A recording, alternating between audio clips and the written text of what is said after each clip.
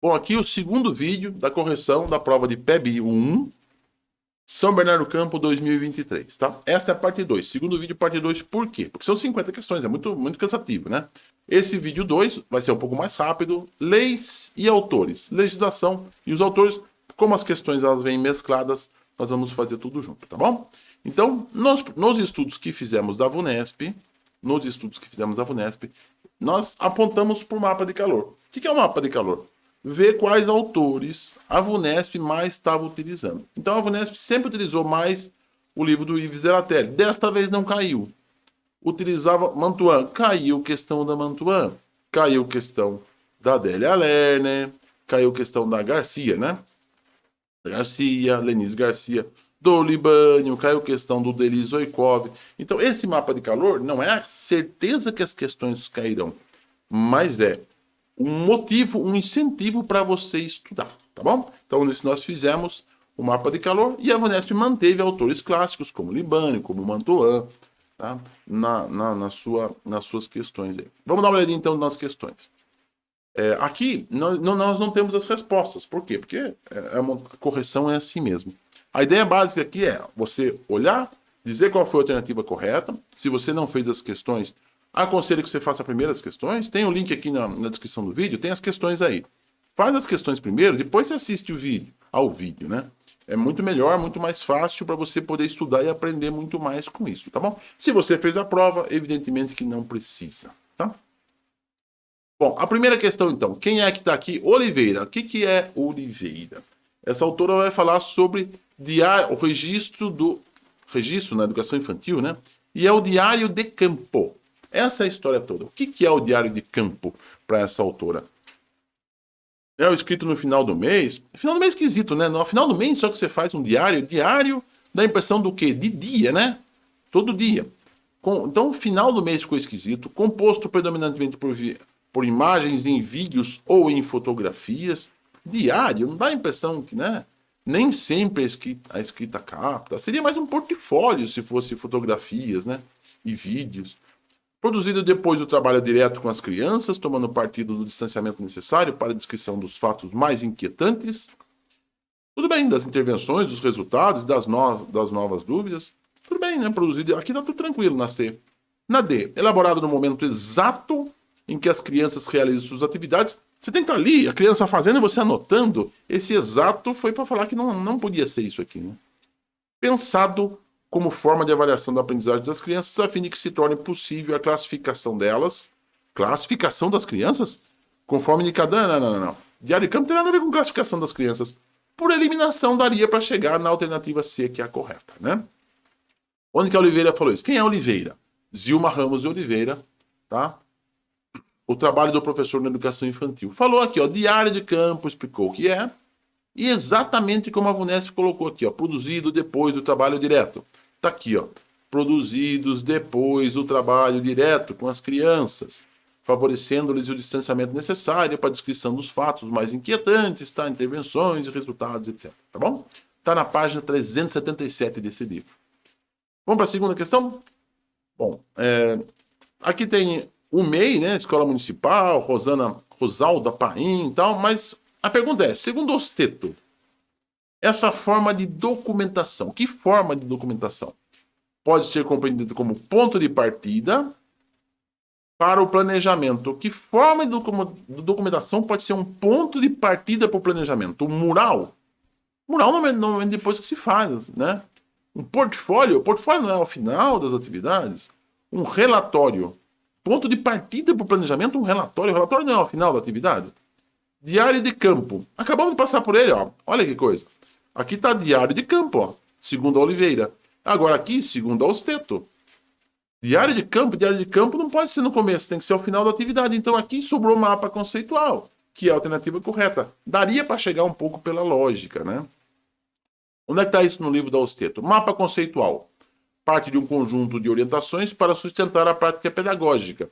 Os mapas conceituais configuram caminhos e possibilidades para proposições de experiências. Você faz um mapa. Vou viajar, né? Estou indo viajar. Vou fazer um mapa. Tá? Então, isso dava para ser aqui, ó, ponto de partida. Tá? sem conhecer a autora, sem muito estudar esse livro, daria para ter um entendimento dessa questão com um pouco de cuidado, né? Bom, essa questão aqui é muito legal, por quê? Porque a Taira, né? Eu acho que é Taira, é T-A-J-R-A. Nós fizemos uma questão muito parecida com essa no YouTube, né? Ao pensar no uso de computadores, tem um layout aqui da sala. E nesse layout, a utilização do espaço físico. Vamos dar uma olhadinha aqui nas possibilidades. Esse layout ele possibilita que o professor desenvolva atividades com e sem computadores. Como sem computadores? Está tudo cheio de computador aí, não tem nada a ver. Facilita o fluxo do professor e dos alunos no ambiente, facilita. E a interação dos alunos, permitindo maior colaboração e cooperação entre eles e que o professor visualize melhor os alunos. O professor está visualizando os alunos aqui, sim. Tranquilo na B, né? A C possibilita a construção de um ambiente de aprendizagem sem definição de hierarquias e é um ambiente versátil, exigindo do professor mais criatividade e flexibilidade para planejar. Não sei, não está tão boa como a B, não. É conhecido como espaço multimeios ou multimídia, promove e facilita interações diagonais das equipes. Não, mas quem está na diagonal aqui da tanquinho de baixo? Não tá, não. Não gostei desses diagonais. Permite que o professor promova diferentes tipos de aula com o uso de recursos tecnológicos? Permite, sim. Permite. Mas, olha, a alternativa correta é a B. E aí vem a graça, né? Porque nós fizemos o estudo, né, lá no grupo, aqui no YouTube, né? Aqui no YouTube. Dia 26/12, o último YouTube do ano passado. Justamente quando eu falava, olha, essa Samia Taira, tá? Com esse livro. E olha a questão que nós apresentamos. Um outro layout, né, muito parecido, com computadores no meio só. E a resposta é exatamente a mesma B, ó. Facilita a interação dos alunos, permitindo maior colaboração entre eles, tá? E onde que está isso no livro dela? Estava aqui, ó, modelo 1, que é esse modelo com os computadores no meio, dizendo que facilita a interação com os alunos, tá? Bom, vamos para a questão da Moura agora. Trabalho por projetos. Agora é uma questão um pouco diferente por conta do tamanho do texto, né? Trabalho por projetos pode ser dividido em etapas, sendo que a etapa que marca o início do projeto... Qual é o início do projeto? Vamos lá. Aplicação, não, você está aplicando, não pode ser o início, né? Avaliação, a avaliação não pode estar no começo. Problematização, aí sim, vou, né, problematizar para depois começar, pode ser. Desenvolvimento não é início, já, né, planejei e tal, daí eu vou para o desenvolvimento. E compartilhamento, é a etapa final, onde eu estou compartilhando o que aconteceu. Uma questão que, pela lógica, você conseguiria chegar na problematização, sim, né? Bom, fizemos a primeira consideração. Esse é um texto de 6 páginas. Está aqui, problematização, desenvolvimento, aplicação e avaliação. Mas um texto de 6 páginas, em hipótese alguma, pode se passar sem ser muito estudado pelo candidato, hein, gente? E nós fizemos exatamente uma questão da Daniela Moura. Deixa eu ver aqui. Exatamente questões como essa nós fizemos aqui no YouTube. Mas aqui é um texto que nem precisava ter feito muitas questões. Porque 6 páginas... você tem que ter estudado muito bem essas 4 etapas. E um pouco pela lógica delas, daria para ter respondido essa questão, né? Bom, vamos para a próxima, 30? Mais 20 ainda. Atualmente requer dos profissionais da educação, Rios. Dimensão política era a questão dela. Dimensão política. Diz respeito ao quê? A consciência e a definição da participação. Participação tem a ver com política, né? Participação, votação. Na construção coletiva da sociedade, sim. Então a A tá boa.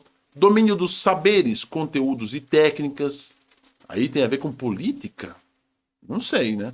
Orientação na ação, fundada nos princípios de respeito, da solidariedade, da justiça. Tem a ver com ética isso? Mais a ver com ética, né? Envolvimento em causas sociais e afiliação em partidos políticos. Aí é aquela confusão que se faz, né? Que dimensão política não tem a ver com partidos políticos, não está diretamente associada a isso. Muitas pessoas podem ter ido aqui, né? Presença da sensibilidade dos indivíduos na percepção das relações intersubjetivas. Não tem muito a ver com política, não, né? A alternativa boa é a A. Nós fizemos no simulado 128, lá em novembro, no final de novembro, exatamente uma questão da Terezinha Rios. E a resposta era exatamente o sentido político da prática docente. Veja que a questão é recorrente, nós fizemos aqui no YouTube também, tá? E onde que está isso? Tem um artigo em que ela fala sobre a questão ética e depois fala sobre a questão política Então, a Terezinha Rios, nesse artigo e nesse livro, que era a leitura obrigatória, né? Cadê a Terezinha Rios? Ó, aqui o livro, né? Um livro pequeno, leitura obrigatória. Tem coisas que o candidato, a gente já falou isso lá na Semana VUNESP, você tem que começar pelos textos menores para conseguir com que esses textos menores, ó, caiu a Moura, caiu a Terezinha Rios, caiu o Piaget, que nós vamos ver ali na frente. Textos pequenos não podem deixar de ser lidos na sua totalidade, estudados a fundo, tá? Porque eles caem e faz muita diferença, né? Então tem aqui neste artigo do Acervo Digital da Unesp, é um artigo da própria Terezinha Rios, que ela fala da dimensão técnica, da dimensão estética e da dimensão política, tá? Vale a pena dar uma revisitada no artigo no próximo concurso que você for fazer, que tem a Terezinha Rios. Vamos para 31? Essa é uma questão um pouco mais difícil.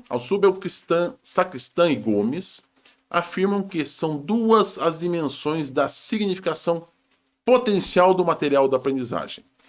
Significação potencial do material da aprendizagem. Significação racional, lógica, filosófica, estrutural ou sequencial.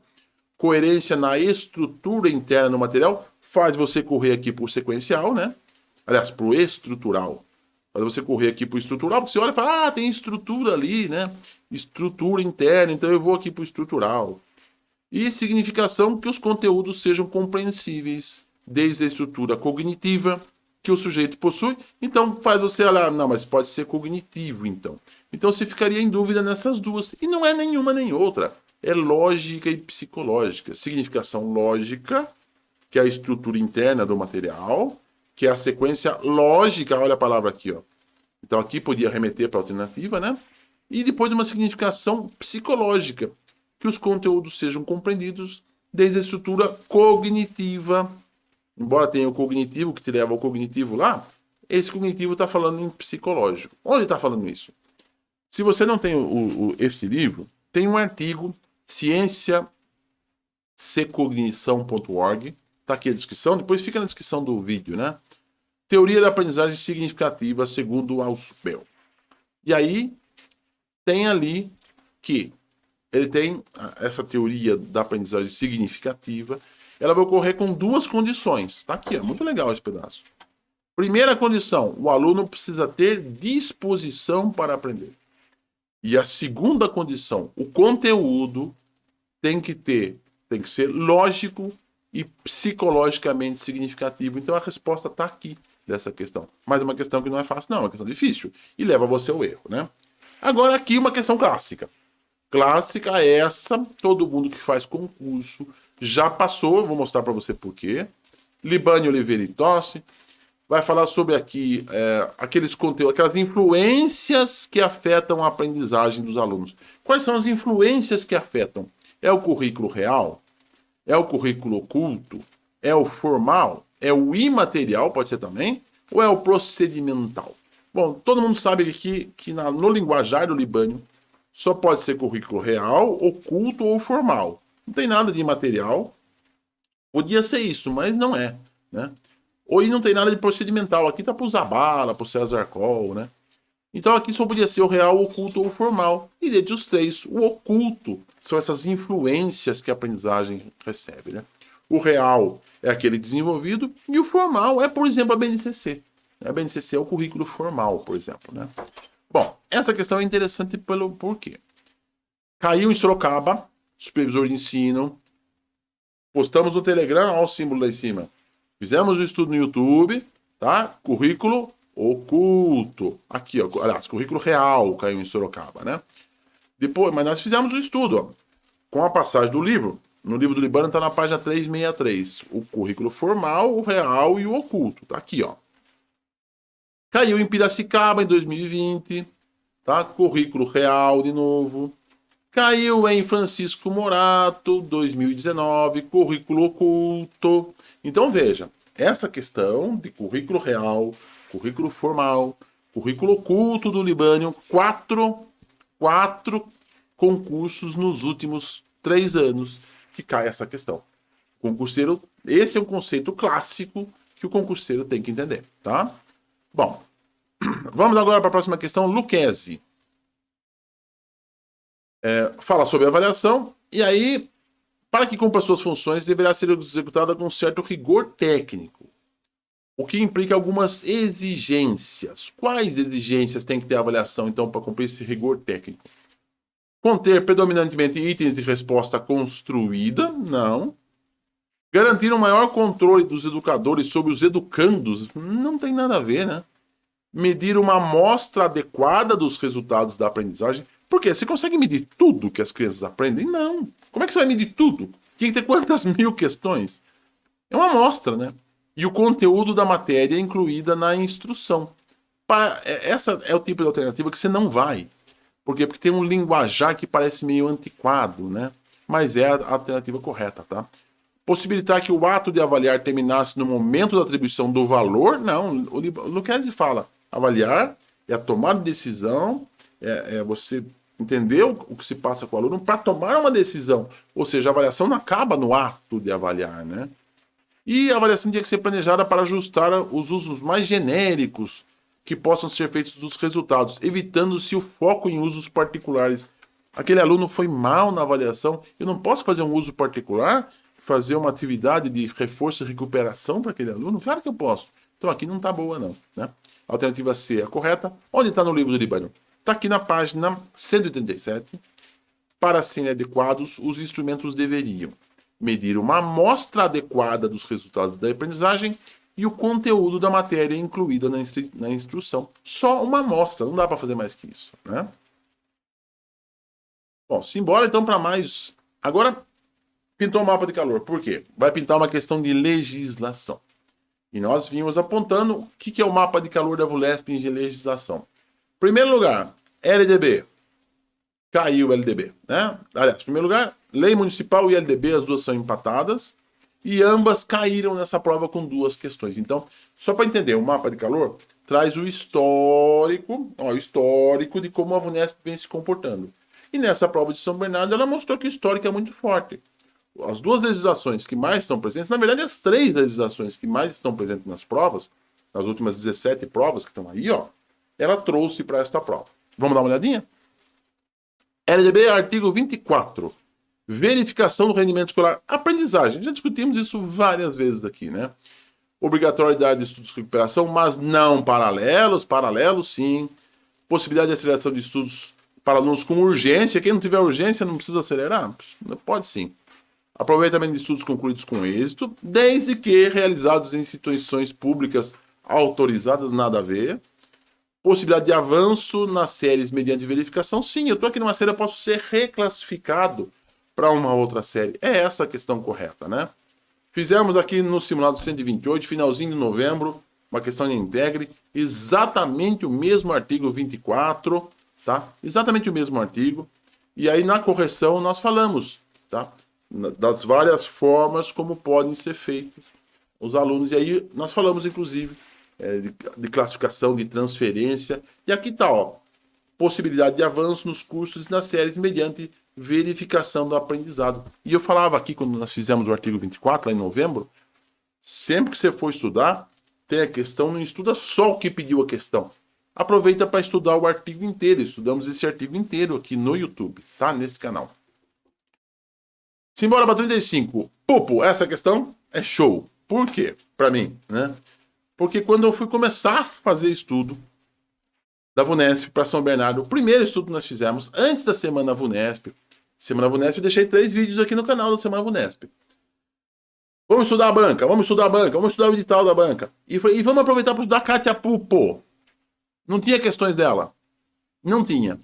E aí, estudar a Kátia Pupo por quê? Porque tem um conceito na Kátia Pupo, é um texto pequeno, e esse conceito é muito perigoso que a VUNESP utiliza. E a VUNESP utilizou o conceito de androcentrismo. Androcentrismo. Quando o indivíduo do sexo masculino dita as preferências.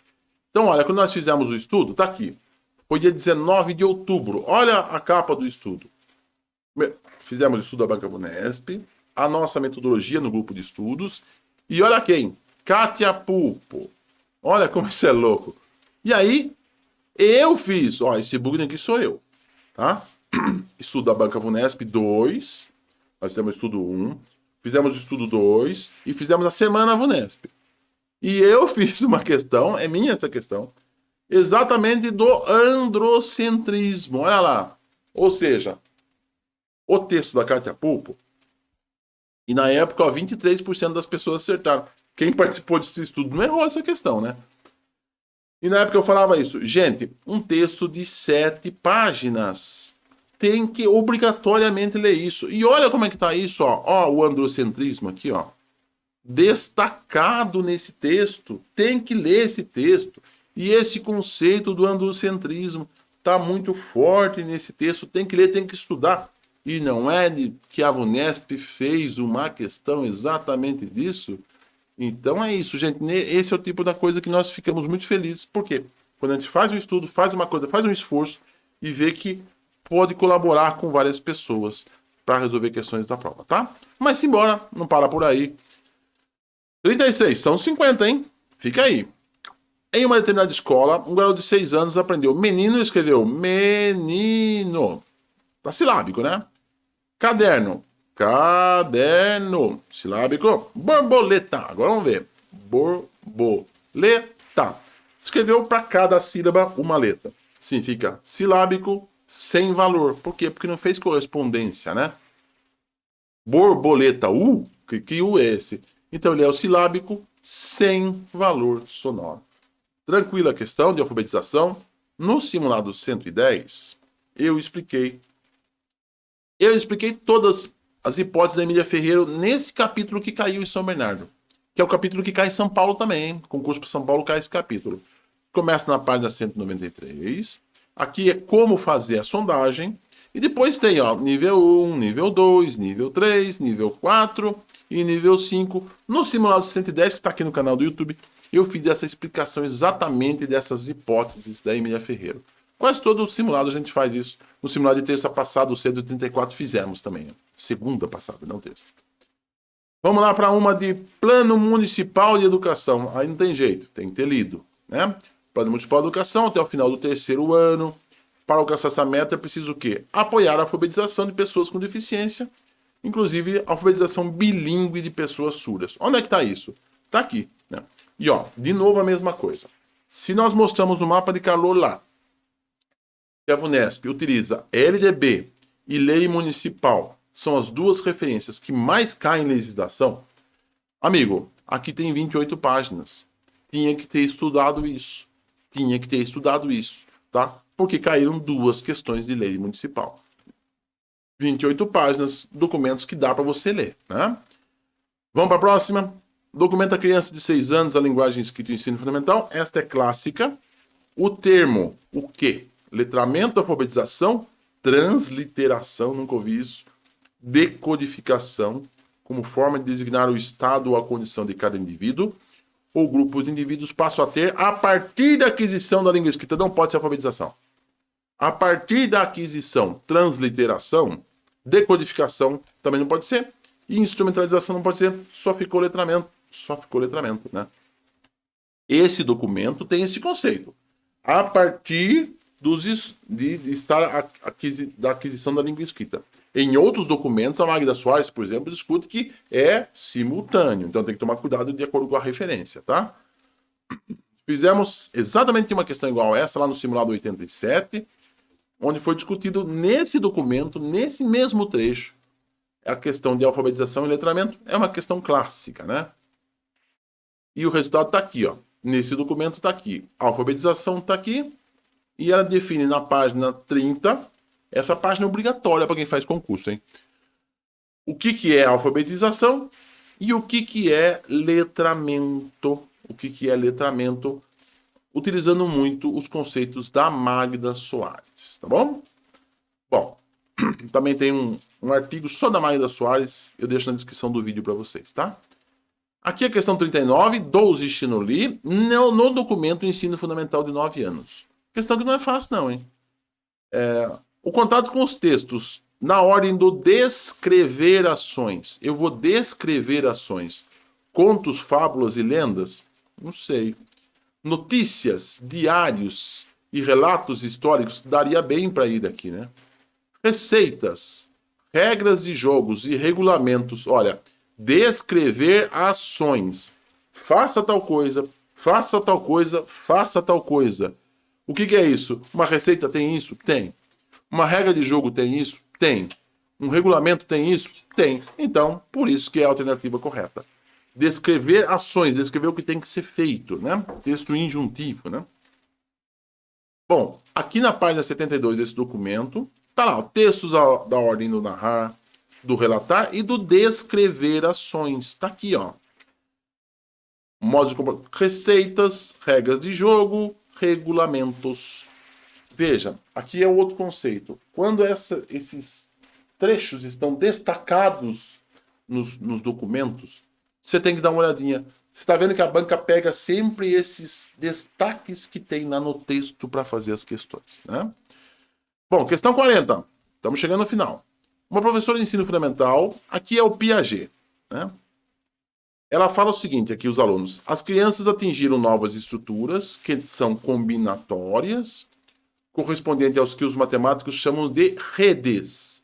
E também atingiram grupos mais complicados de estruturas. O que é isso? Quando a criança chega nesse nível mais complicado, quando com as redes de relações, é o quarto estágio do Piaget, é o mais complicado. Qual é o mais complicado? O das operações formais, né? E aqui vem de novo aquele aviso. Lá no simulado 133, primeiro desse ano, eu avisei isso. Outro texto pequeno, 12 páginas. Obrigatória a leitura desse texto. Texto clássico do Piaget. Foi o último simulado que nós fizemos antes do concurso, antes da prova, né? E eu falei, olha, eu tenho esse texto, não sei de onde foi baixado, tal. Não tenho o link aqui, porque o link está meio quebrado. Manda um e-mail que eu mando o texto para vocês. Mandei o texto para várias pessoas. E caiu. E aqui é o ponto. Ó. Quando você encontra uma palavra diferente, esse látices aqui, ó, grava isso, porque possivelmente você vai precisar na prova. Se você tivesse lembrado isso, ó, das operações formais e olhado a palavra látices ali, você tinha lembrado disso, que é o último estágio, tá? O mais complexo para a criança atingir. Bom, 41 agora, na obra didática da matemática, que é o livro da Cecília Parra, né? Deve ser Charnot, né? Aborda 3 modelos de aprendizagem. O modelo aproximativo. O que é isso? Modelo aproximativo. É aquele que o aluno busca, organiza, então estuda? É aquele que o professor mostra noções de disciplina? Não sei, aí eu não iria. O aluno, em primeiro lugar, aprende, escuta, presta atenção, pode ser. Em seguida, imita, exercita, pode ser. A alternativa D, o professor escuta o aluno, suscita a sua curiosidade, pode ser. E o último, o aluno ensaia, busca, propõe, pode ser. Difícil. Uma questão difícil, porque não tem uma alternativa que elimine por ela mesma. É a alternativa E. E aí vem a curiosidade. Nós fizemos essa questão aqui lá no simulado 97. Tá? É no livro da Parra e Sais. E nós falamos no modelo normativo. Agora pediu o modelo aproximativo. Tá? E onde é que estão esses modelos? Ó, tá aqui, ó. Roland Charnot, né? Deve ser. Modelo normativo. O modelo incitativo. O modelo aproximativo que está aqui, ó. Então veja que esses, de novo, são partes do texto que estão destacadas. E nós estudamos aqui no YouTube já esse trecho. Tinha que ter feito a revisão disso, né? Isso é muito importante. Sempre que vai ter um concurso, faz a questão e depois não faz mais. Quando fizemos essa questão aqui, ó? Fizemos, ó, dia 14 de abril. Portanto, tem aí 8 meses para a prova, né? 10 meses. Tem que fazer e tem que revisar as questões e os conteúdos para que possa chegar na prova entendendo essas noções, né? Em todo caso, uma questão difícil. Vamos para 42? Delizoikov e Angotti. Metodologia de ensino de ciência e geografia, né? É geografia, né? Geografia. Ciências naturais. Deve ser desenvolvido com maior empenho nessas aulas. Dentre elas, destaca-se a classificação. Habilidade que? O que é a classificação, então, hein? É uma habilidade que ajuda a organização dos trabalhos e a anomalia dos fenômenos. Aqui essa palavra está ruim, né? A classificação, ela combina o processo de apreensão do conhecimento, pois pode ser usada como um instrumento de leitura para reter... Pode ser, como é que eu vou saber? Localiza um fenômeno estudado segundo a sua semelhança e diferença com os outros jamais conhecidos. Olha, se você estudou um pouquinho Piaget, você vai nessa. Por quê? Porque o Piaget falava na criança solta, brincando, e ela pega os objetos e reúne os objetos, tá? Pela sua semelhança, por algum critério que ela utiliza, e esse critério é o critério de classificação. Tá? Então, com a leitura do Piaget, conseguiria resolver essa questão aqui, mas não é uma questão fácil, não. E aqui está na página do livro, né, na página 47, como que pode desenvolver as habilidades? Por observação, as habilidades de classificação, registro, análise e síntese. Então tá aqui, ó, essa é a forma como se desenvolve as habilidades. E na classificação, ela localiza um fenômeno estudado segundo a sua semelhança e diferença com os outros jamais conhecidos. Aqui tem um pouco da pitada do Piaget, né? 43. Lenise Garcia, transversalidade e interdisciplinaridade. Vai falar sobre os temas transversais. Eles constituem uma disciplina à parte? Claro que não. Os professores precisam se dispor a interromper o assunto de suas aulas e ao menos mensalmente abordar os temas transversais. Não tem nada a ver isso aqui. Os temas transversais dispensam um trabalho sistemático. Imagina, tem que ter um trabalho sistemático, senão não acontece, vai brotar espontaneamente de jeito nenhum, né? Os professores precisam evitar que os temas transversais acabem englobando saberes extraescolares. Como assim? Não pode ter saberes extraescolares? Tá ruim essa, e a VUNESP ajudou, hein? Os temas transversais tratam de processos que estão sendo intensamente vividos pela sociedade, pelas comunidades, pelas famílias, tal, tudo certo. Tá tranquilo na esta aqui, né? E, de novo, texto de 4 páginas. Ai, meu Deus do céu, esse Marco não para de falar nisso. Daniela Moura, Kátia Pupo, Piaget e agora a Lenise Garcia. Fora a Terezinha Rios, que é um texto pequeno. Textos pequenos, você mata com textos pequenos de 5 a 10 questões nas 25 da parte específica. Não pode, no seu próximo concurso que você for estudar, deixar de ler esses textos pequenos, hein? Tá aqui a resposta na página 4. Não, na página 1, não é na página 4, não. Na primeira página do texto. Não tem como errar uma questão dessa. Tem que ter lido, tem que ter estudado isso, né? Vamos para Mantuan. Mantuan, no artigo da Arantes, tá? Ligada às sociedades democráticas. Aqui é uma questão difícil, porque vai falar o seguinte. Nas sociedades democráticas que estão pautadas no mérito e na igualdade de oportunidades, a inclusão propõe o quê? Se é no mérito, cada um vai ter o seu desempenho e ele vai ser recompensado pelo seu mérito, pelo seu desempenho. O que eu vou fazer para igualar as oportunidades? Eu vou fazer uma desigualdade no tratamento. Vamos dar um exemplo aqui. A criança não oraliza, ela é surda. Eu vou deixar ela sozinha? Como que ela vai conseguir superar, ter um mérito individual? Não vai ter mérito. Aí o que eu faço? Eu ponho para trabalhar com ela um intérprete. Nisso eu estou fazendo uma desigualdade. Por quê? Porque para os outros não tem intérprete, para ela tem. Então eu estou fazendo uma desigualdade no tratamento como forma de restituir uma igualdade que foi rompida. Que você pôs para competir junto. Então você está rompendo a igualdade se essa criança tem a sua necessidade especial. Tá? Porque foi segregada pelo ensino regular especial e tal. Então, esta é uma alternativa boa, mas era difícil o entendimento disso. Por que a desigualdade no tratamento como forma de restituir uma igualdade que foi rompida pelas formas segregadoras do ensino especial regular, tá? E tá onde? Tá aqui, ó, na página 16 do livro, tá? Desse livro da Mantuan. Tem ele aqui? Tem. Este livro aqui de inclusão escolar tá na página 16. Tá aqui, ó. Ligado às sociedades democráticas que estão pautadas no mérito individual e na igualdade de oportunidades, a inclusão propõe a desigualdade de tratamento como forma de restituir uma igualdade que foi rompida por formas segregadoras do ensino especial irregular.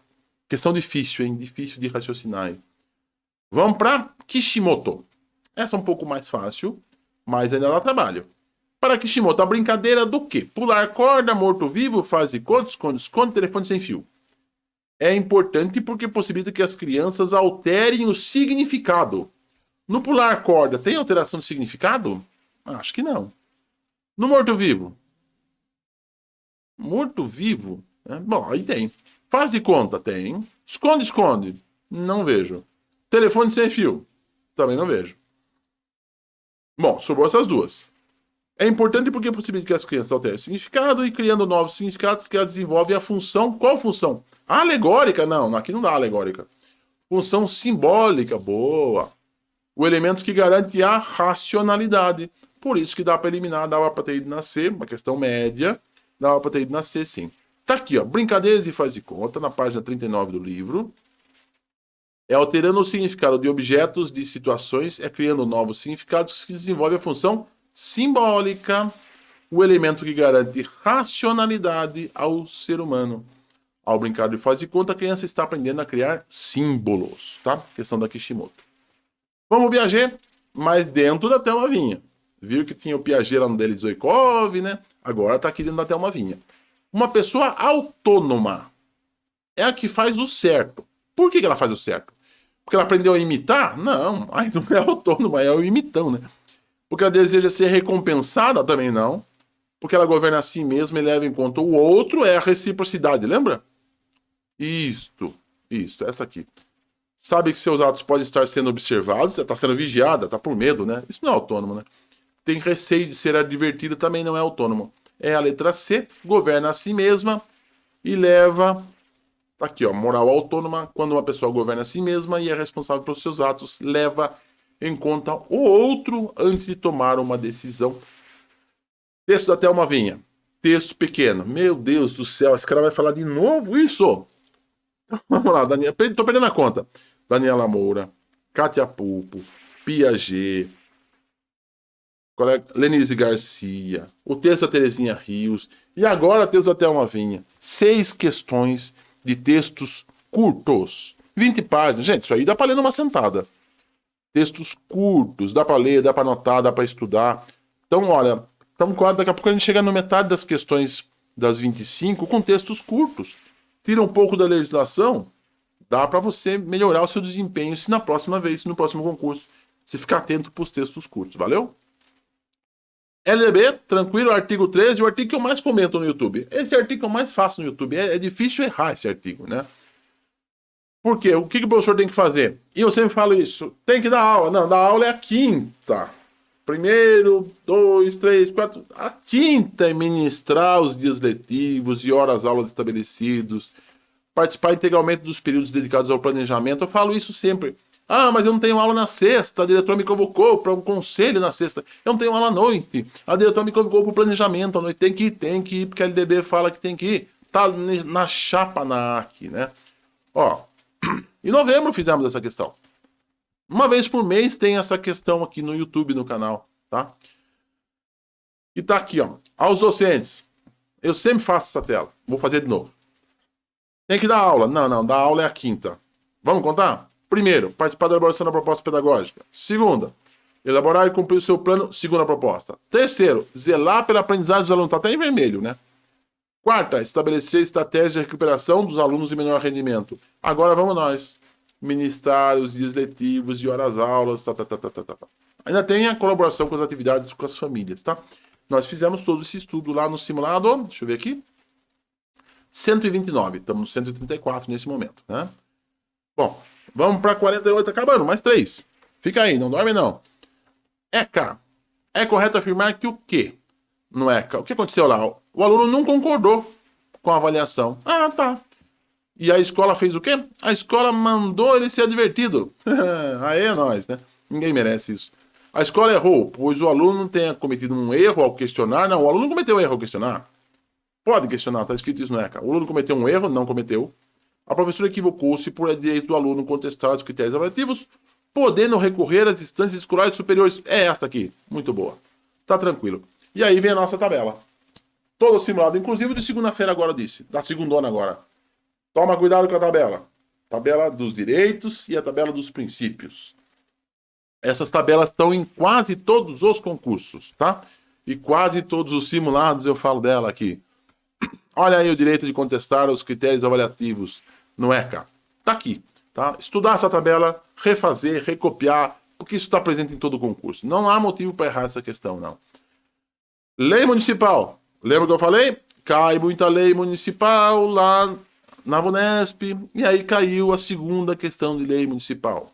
Servidor readaptado. E agora, hein?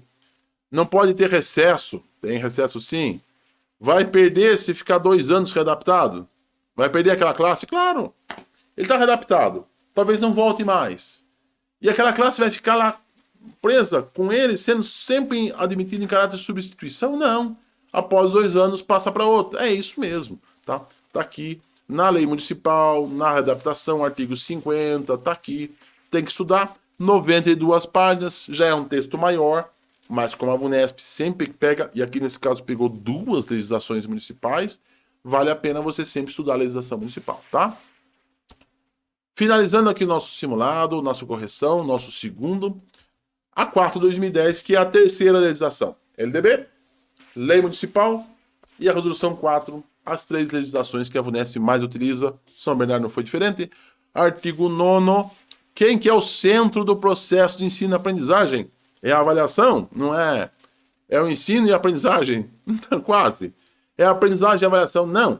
É o estudante. O estudante. Fizemos várias vezes essa questão aqui no YouTube. A última foi no último simulado, por sinal, do ano passado. Finalzinho aí. Penúltimo simulado antes da prova, tá? Fizemos que caiu em Guarulhos. O educando pessoa em formação na sua essência tá aqui. Tá aqui o educando, a centralidade. Quem que é a centralidade, né? O educando, pessoa humana em formação. Tá aqui centralidade. Então, olha. Essa é a segunda parte, esse foi o segundo vídeo da correção da VUNESP São Bernardo do Campo PEB 1. E esse segundo vídeo, o primeiro vídeo foi mais relacionado ao grupo de estudos. Era mais ver se o que nós estudamos no grupo de estudos caiu na prova, né? Ok? E este vídeo aqui foi mais para verificar se aquelas coisas, aqueles conteúdos que nós estudamos aqui no YouTube, eles tiveram presença marcante. Se você estuda aqui conosco no YouTube, tenho certeza que pelo menos metade das questões nós fizemos aqui e você tinha condições de acertar, portanto, ser aprovado. Agora, para você conseguir classificar, para você conseguir ser chamado, aí depende um pouco do seu esforço individual. Lembrar que muitos desses textos são repetidos nos concursos da VUNESP. Santo André vem aí, já foi autorizado, já saiu a banca, que é a VUNESP mesmo.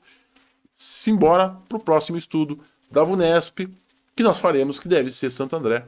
E você que vai prestar, fique atento a essas dicas que eu fiz aqui nesse vídeo para a gente melhorar isso, tá bom? Te espero toda segundona no YouTube, 19h30, para estudarmos juntos.